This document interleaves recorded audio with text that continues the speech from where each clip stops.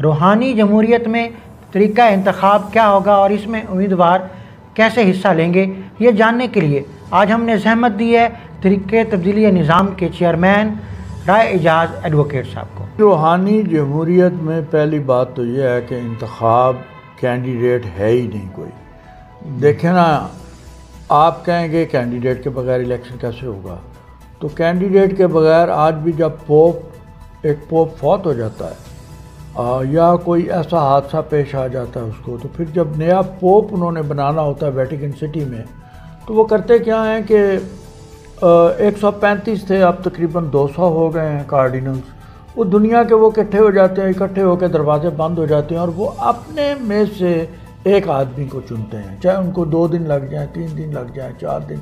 उनका खाना पीना ये वो उसी कमरे में, बाहर नहीं होता। अच्छा, जो वो वोट लिखते और देते रहते हैं, अपना नाम नहीं लिख सकते, किसी दूसरे का नाम लिखना है और फिर वो हतमी तौर पे किसी एक नतीजे पे पहुंचते हैं। अच्छा, अब ये जो तरीका इंतखाब है ये कहाँ से आया? मैं ये सवाल मेरे जहन में आया कि ये उन्होंने कहाँ से ले लिया। देखिए, ईसा अलैहिस्सलाम ने तो कलीसिया ही नहीं बनाया।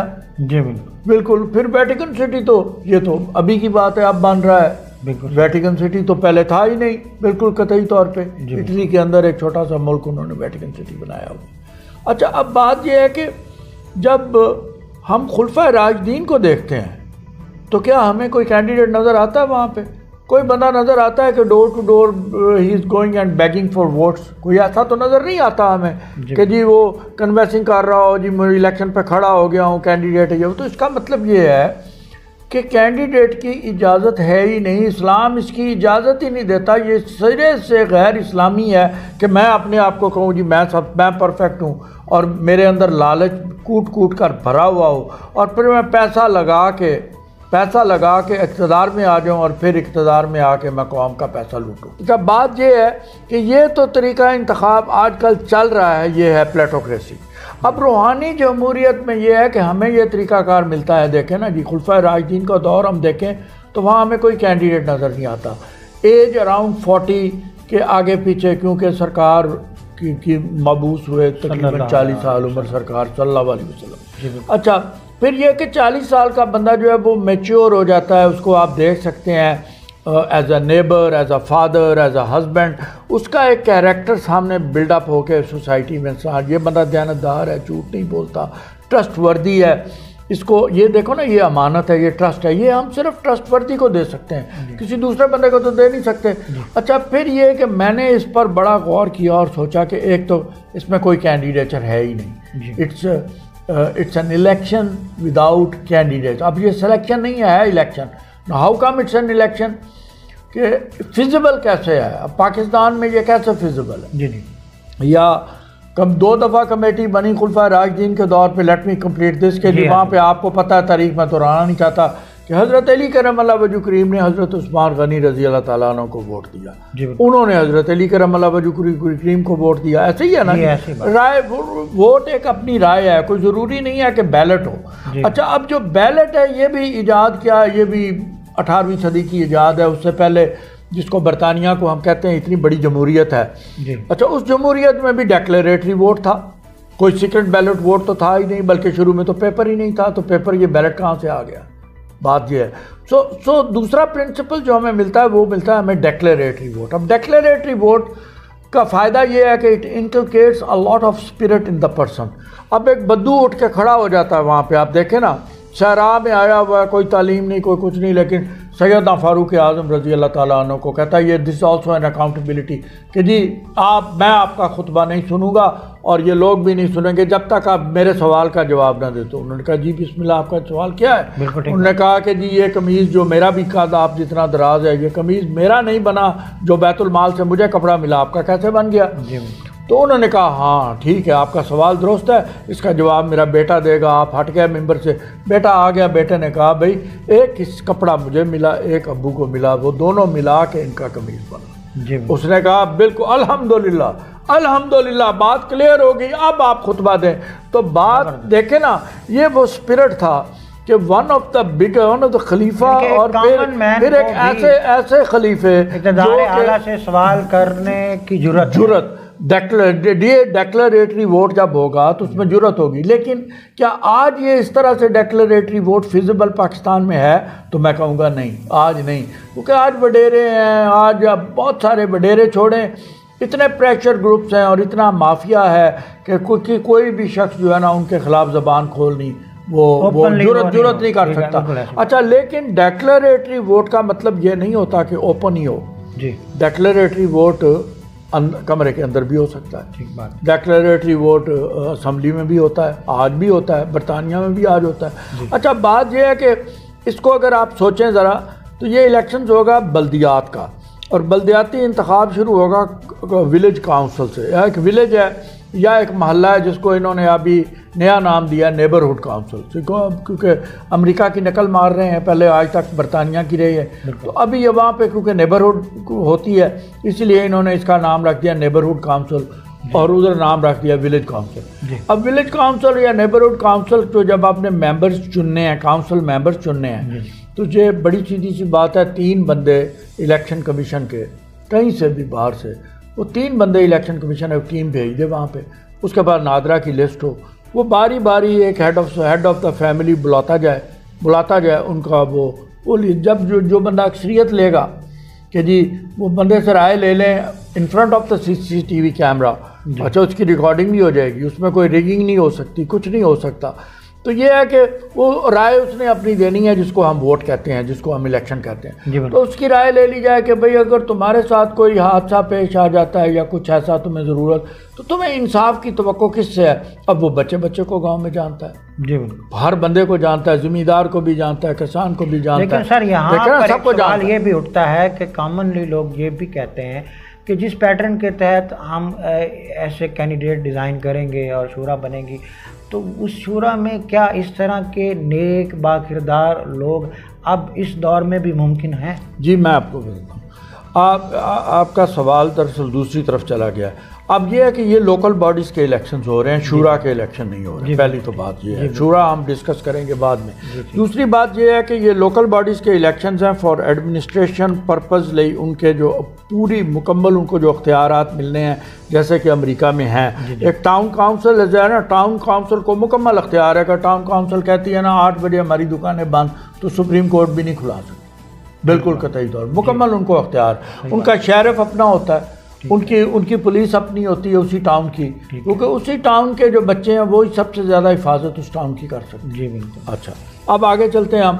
देखें, ये राय ले ली जाएगी, जो जिसकी अक्सरियत होगी वो नंबर 1 होगा, जिसकी दूसरी अक्सरियत नंबर 2 होगा, जिसकी तीसरी अक्सरियत होगी वो नंबर 3 होगा। ये सारे उसके साथ उसके सबॉर्डिनेट, उसके कोऑर्डिनेटर होंगे, उसके साथ कोऑर्डिनेट करेंगे, उसको असिस्ट करेंगे, वो एक काउंसिल बन जाएगी। एक काउंसिल, विलेज काउंसिल तश्कील हम दे देंगे, और इसमें कोई इलेक्शन नहीं, कोई पैसा इन्वॉल्व नहीं, कोई कुछ चीज़ नहीं, कुछ नहीं। लेकिन अभी मौजूदा हुकूमत जो थी, अभी वज़ीर आज़म साहब ने ये कहा, और मेरा ये मैं अभी तो खुल के मतलब cat is out of the bag now, कि उन्होंने ये कह दिया कि जी हम इलेक्ट्रॉनिक मशीनें इंपोर्ट करेंगे। उनसे ये पूछा जाए, इलेक्ट्रॉनिक मशीनों से तो हैकिंग इतनी आसान हो जाती है, जिसकी ख्वाहिश साहब ने कि अमेरिका के इलेक्शन को वो हैक कर सकते हैं रशिया में बैठे हुए, इंटरनेट पे होती है। अब ये और फिर हमारे यहाँ पॉपुलेशन 80% पॉपुलेशन हमारी वो है जिसको ATM इस्तेमाल करना नहीं आता। अब मैंने तो उस मशीन पे वोट को देखा है और दिया है। वो वैसे यार ID कार्ड आपका देखते हैं, ड्राइविंग लाइसेंस, और उसमें कार्ड दे देते हैं, वो कार्ड आप जाके ATM की तरह मशीन में फीड करते हैं and the ballot papers pops up. अब उसके अंदर वो खाली बैलेट पे ही राय नहीं लेते। अब पीछे कुछ हुआ था ऐसा, उन्होंने फिर कहा कि ये मशीन की एरर है। मिसाल के तौर पे मैं आपको कह रहा हूँ कि अगर आपने वोट देना जॉन कैरी को, तो आप जॉन कैरी को दें या ना दें, चाहे आप जिसको भी दें, वो वोट बुश को ही जाएगा। तो उसका प्रोग्राम ऐसे किया होता है, आप जिसको मर्जी वोट दें, आप उधर मैंने तो यहाँ निशान लगाया, क्लिक किया, वो निशान दूसरी तरफ चला जाएगा। अब मुझे ये बताएं, वो सादा लोग जो हमारे आजकल निशानों पे वोट देते हैं, जो इधर अच्छा करोड़ों और अरबों रुपया लग जाएगा, जिन्हें ATM यूज़ करना ही आता। अब करोड़ों और अरबों रुपया कौम का खर्च हो जाएगा, और वो जो बाहर से मशीनें आप इंपोर्ट करेंगे, उस कंपनी के साथ आपने क्या कॉन्ट्रैक्ट किया हुआ है, आपने कितने अरब उसमें से खाना है, वो एक आपका अंदर से वो जेब काटनी है आपने कौम की। अच्छा, वो आप ले आएंगे, आप कहेंगे जी हमने तो इतनी मशीनें ला दी है जी, क्योंकि जी इलेक्शंस का रोला हमने ख़त्म करना है, तो वो ख़त्म फिर भी नहीं होगा। ये जो इलेक्शन कमीशन और ये इस तरह का तरीका इंतखाब है, लेट मी जस्ट फिनिश। अच्छा, तो ये इससे ख़त्म नहीं हो सकता सवाल ही पर। अब अगर डेक्लरेटरी वोट होगा और ये जो तरीका इंतखाब मैं बता रहा हूँ ये ऐसे होगा, ये ऐन इस्लाम के मुताबिक है। नंबर 1 कि कोई कैंडिडेट नहीं, नंबर 2 कोई बैलेट नहीं। अच्छा, आप देखें ना, कोई अपने आप को पूरी कर रहा। हाँ, आप किसको कहें, हर मोहल्ले में और हर गांव के अंदर अल्हम्दुलिल्लाह अल्हम्दुलिल्लाह नेक लोग मौजूद हैं। ठीक है, मैं और साले लोग। सेकंड क्वेश्चन मेरा यही था कि एक्चुअल मैं समझ लोग कंफ्यूज हैं, वो ये समझते हैं कि जी वो दौर और था, वो असलाफ का दौर था, औलिया थे, नेक लोग थे, नीयत ठीक थी, बेईमान नहीं थे, मटीरियलिस्टिक नहीं थे। अब जो है हर तरफ, जब आसिफ साहब जिस दिन नेक लोग दुनिया से ख़त्म हो जाएंगे, जो दुनिया तबाह और बर्बाद हो जाएगी, ख़त्म हो जाएगी, it will be an end to the world.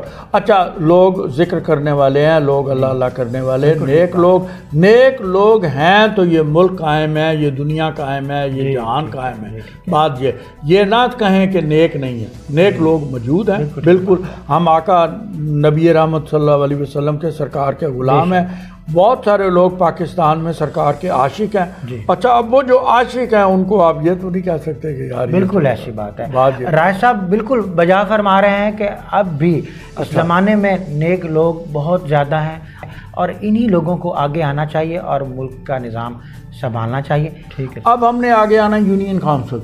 Union council में 10 गांव हैं, 5 गांव हैं, तो number 1 all the number 1 automatically will be the member of union council.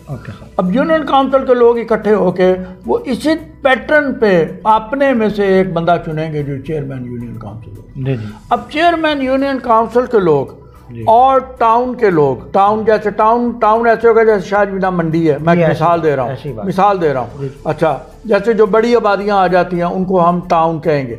अच्छा, उससे जो बड़ी है वो सिटी होगी, उससे बड़ा सिटी होगा, सिटी से आगे फिर होगी तहसील। तो ये इस तरह से इलेक्शन इसी तरह से होता चला जाएगा कि all the town and the union councils will get together और उनके जितने 10, 12, 15 मेंबर, उनमें से एक उन्होंने चेयरमैन चुनना है जो सिटी का।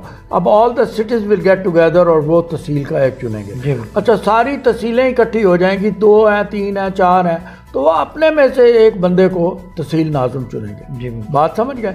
अब कुछ लोगों का ख्याल ये है कि इसको रहना ही तहसीलों पर चाहिए, डिस्ट्रिक्ट पे नहीं होना चाहिए, लेकिन ये लेवल तक, लेकिन हम इसको छोड़ देते हैं, ये क्योंकि राय अवामुन्नास की होनी चाहिए।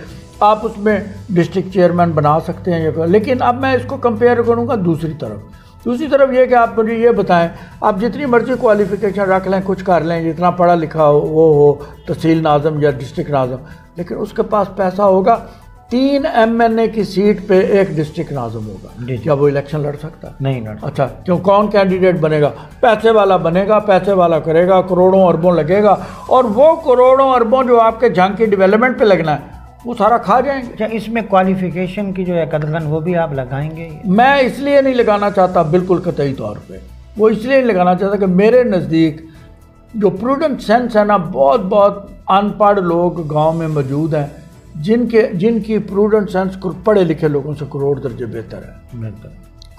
बेहतर है। इसलिए ये मैच्योरिटी आ जाती है जब आप 40 इयर्स में होते हैं ना, तो ये एक मैच्योरिटी आ जाती है आपके अंदर, मैच्योर हो जाते हैं।